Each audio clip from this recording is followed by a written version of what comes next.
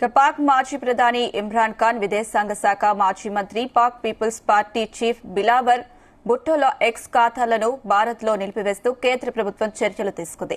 ప్రధానమంత్రి షహబాజ్ షరీఫ్ అధికారిక ఎక్స్ ఖాతాను కూడా బ్లాక్ చేసినట్లు అధికారిక వర్గాలు వెల్లడించాయి. పహల్గామ్ ఉగ్రదాడి తర్వాత జమ్మూ కాశ్మీర్పై వారు తప్పుడు సమాచారాన్ని వ్యాప్తి చేస్తున్నారన్న కారణంతో కేంద్రం ఈ నిర్ణయం తీసుకుంది. కాగా ఇటీవల పాకిస్తాన్ రక్షణ మంత్రి ఖవాజా మహ్మద్ ఆసిఫ్ ఎక్స్ ఖాతాను భారత్ నిలిపివేశారు. పాకిస్తాన్ కేంద్రంగా నిర్వహిస్తున్న పలు యూట్యూబ్ ఛానళ్లు, న్యూస్, ఎంటర్టైన్మెంట్ మీడియాకు చెందిన 16 ఛానళ్లపై ఈ వేటు వేసింది. ఇదే అంశానికి సంబంధించి మరిన్ని అప్డేట్స్ మా ప్రతినిధి శ్రీచరణ్ అందిస్తారు. శ్రీచరణ్, అనుష, సోషల్ మీడియా వేదికగా భారతదేశంపై విషం కక్కుతున్న పాకిస్తాన్ అధికారులు అలాగే పాకిస్తాన్ నేతలు అందరి కూడా వరుస పెట్టి ఇప్పటికే దాదాపు 16 పైగా యూట్యూబ్ ఛానళ్లను కూడా భారతదేశం బ్యాన్ చేసిన విషయం తెలిసిందే. తాజాగా పహల్గామ్ దాడి తర్వాత పాకిస్తాన్ పై భారత ప్రభుత్వం అనేక చర్యలు తీసుకుంటున్న విషయం తెలిసిందే. ఇందులో భాగంగా తాజాగా పాకిస్తాన్ మాజీ ప్రధాని ఇమ్రాన్ ఖాన్ అలాగే ఆ విదేశాంగ శాఖ మాజీ మంత్రి పీపుల్స్ పార్టీ చీఫ్ బిలావల్ భుట్టోతో పాటు ఎక్స్ హ్యాండిల్ నిలిపివేసింది. ప్రధానమంత్రి షహబాజ్ షరీఫ్ అధికారిక ఎక్స్ ఖాతాను కూడా బ్లాక్ చేసినట్లు అధికారిక వర్గాలు వెల్లడించాయి. పహల్గామ్ ఘటన తర్వాత, ఉగ్రదాడి తర్వాత జమ్మూ కాశ్మీర్ వారు తప్పుడు సమాచారాన్ని వ్యాప్తి చేస్తున్నారన్న కారణంతో కేంద్ర ప్రభుత్వం నిర్ణయం తీసుకుంది. కాగా ఇటీవల రక్షణ మంత్రి పాకిస్తాన్ కావా మొహమ్మద్ ఆసిఫ్ ఎక్స్ ఖాతాను హ్యాండిల్ భారత్ నిలిపివేసిన విషయం తెలిసిందే.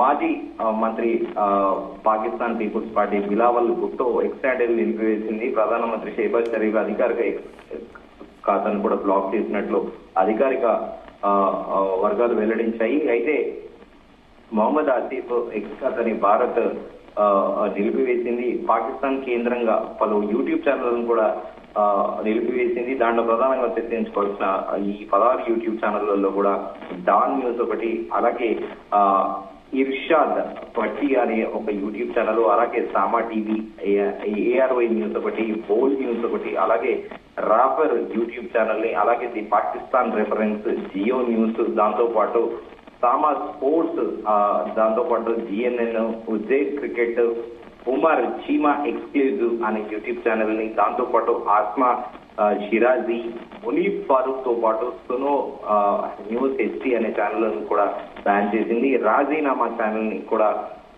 భారత ప్రభుత్వం బ్యాన్ చేసిన విషయం తెలిసిందే.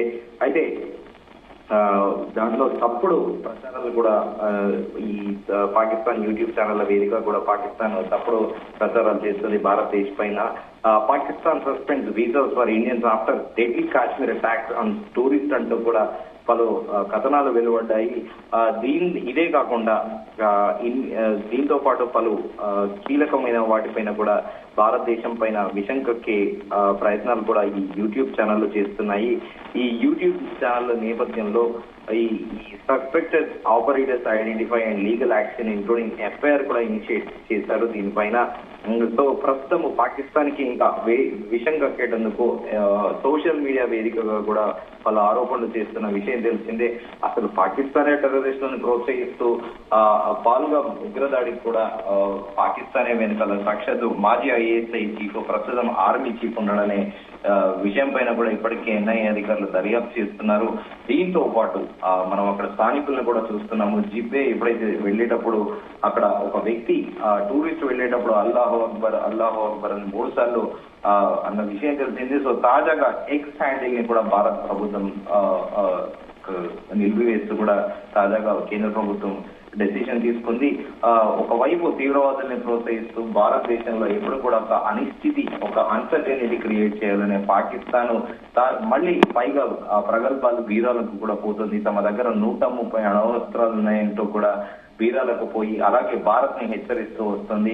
తాజాగా గ్లోబల్ గా అంటే ప్రపంచ వ్యాప్తంగా కూడా ఇటు అమెరికాతో సహా రష్యా, ఫ్రాన్స్, ఇజ్రాయిల్ పలు దేశాలు కూడా భారతదేశానికి మద్దతు ఇస్తున్నాయి బాహాటంగానే. అయితే చైనా మాత్రము యథావిధిగా వెనుక నుండి బ్యాక్ అండ్ సపోర్ట్ కూడా చైనాకు చేస్తూ వస్తుంది. సో ఏదేమైనప్పటికీ పాకిస్తాన్ అనేది ఇప్పటికీ కూడా సిగ్గు లేకుండా విష ప్రచారం అనేది యథావిధిగా కంటిన్యూ చేస్తుంది. దీంతో పాటు సింధు జలాలపైన కూడా పలు కాంట్రవర్షియల్ స్టేట్మెంట్స్ కూడా చేస్తున్నారు ఇటీవల కాలంలో. అయితే పాకిస్తాన్ సీమాంతర ఉగ్రవాదాన్ని వీడే వరకు కూడా ఆ దేశంపై కఠినంగా వ్యవహరించాలని కూడా భారత సర్కార్ కీలక నిర్ణయాలు తీసుకుంది.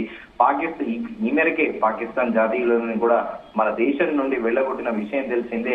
ఇలా ప్రతిసారి ఏదో రకంగా కూడా అటు తీవ్రవాదాన్ని ఎంకరేజ్ చేస్తూ, అలాగే ఒక దొంగ అన్న చందన కూడా సోషల్ మీడియాని వాడుతూ పలు భారతదేశం పైన విషం కక్కుతుంది. అయితే దీంతో పాటు పాకిస్తాన్ కాల్పుల విరమణను ఉల్లంఘించడం ద్వారా 8 చోట్ల భారతదేశం ఆర్మీ పోస్టులను లక్ష్యంగా కూడా తీసుకుంది. పూంచ్, రాజౌరి, మెందార్, నౌషేరాతో పాటు సుందర్బాని, ఆక్నూర్, కుప్వారా, అలాగే బారాముల్లా జిల్లాలకు సంబంధించి కూడా పాకిస్తాన్ కాల్పుల విరమణను ఉల్లంఘిస్తూ వస్తుంది.